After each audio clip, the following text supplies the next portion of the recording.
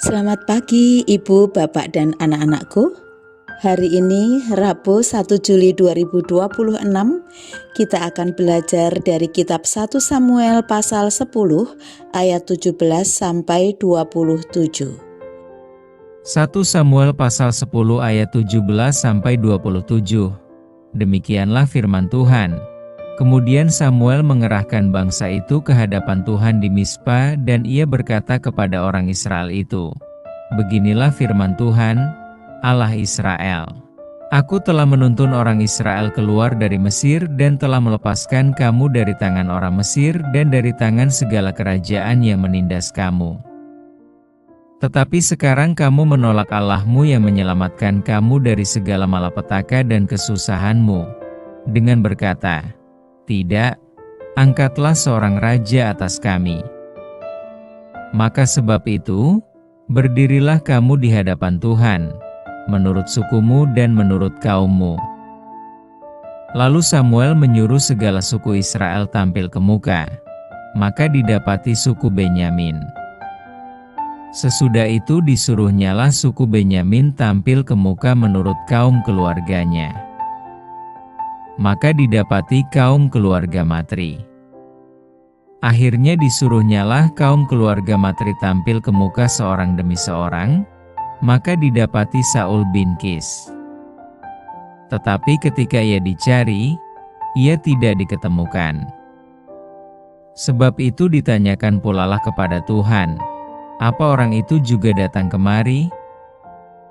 Tuhan menjawab, "Sesungguhnya ia bersembunyi di antara barang-barang." Berlarilah orang ke sana dan mengambilnya dari sana. Dan ketika ia berdiri di tengah-tengah orang-orang sebangsanya, ternyata ia dari bahu ke atas lebih tinggi daripada setiap orang sebangsanya. Dan Samuel berkata kepada seluruh bangsa itu, "Kamu lihatkah orang yang dipilih Tuhan itu? Sebab tidak ada seorang pun yang sama seperti dia di antara seluruh bangsa itu." Lalu bersoraklah seluruh bangsa itu, "Demikian, hidup raja." Kemudian Samuel menguraikan kepada bangsa itu tentang hak-hak kerajaan, menuliskannya pada suatu piagam dan meletakkannya di hadapan Tuhan. Sesudah itu Samuel menyuruh seluruh bangsa itu pulang, masing-masing ke rumahnya. Saul pun pulang ke rumahnya, ke Gibea, dan bersama-sama dengan dia ikut pergi orang-orang gagah perkasa yang hatinya telah digerakkan Allah. Tetapi orang-orang dursila berkata, "Masakan orang ini dapat menyelamatkan kita?" Mereka menghina dia dan tidak membawa persembahan kepadanya. Tetapi ia pura-pura tuli. Tema kita, Raja yang dipilih Tuhan.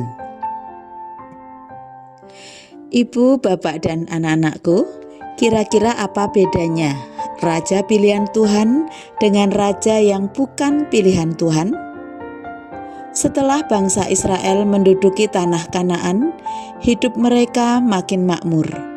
Ekonomi mereka makin mapan, sehingga mulailah mata mereka terbuka terhadap bangsa-bangsa di sekitarnya, yakni bangsa-bangsa yang memiliki raja.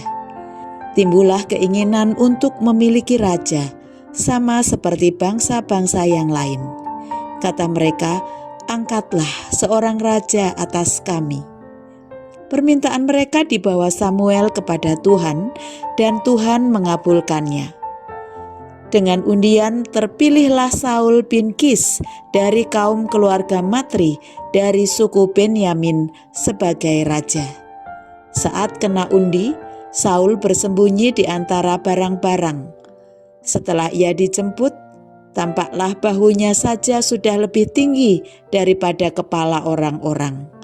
Lalu Samuel angkat suara, "Kamu lihat orang yang dipilih Tuhan itu? Tidak ada yang seperti dia di seluruh bangsa ini."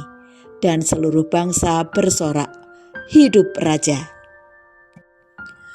Saul, raja pilihan Tuhan, berbeda dari raja yang bukan pilihan Tuhan. Jika raja bangsa-bangsa lain punya wewenang dan kuasa mutlak atas rakyatnya, Saul tidak berkuasa mutlak.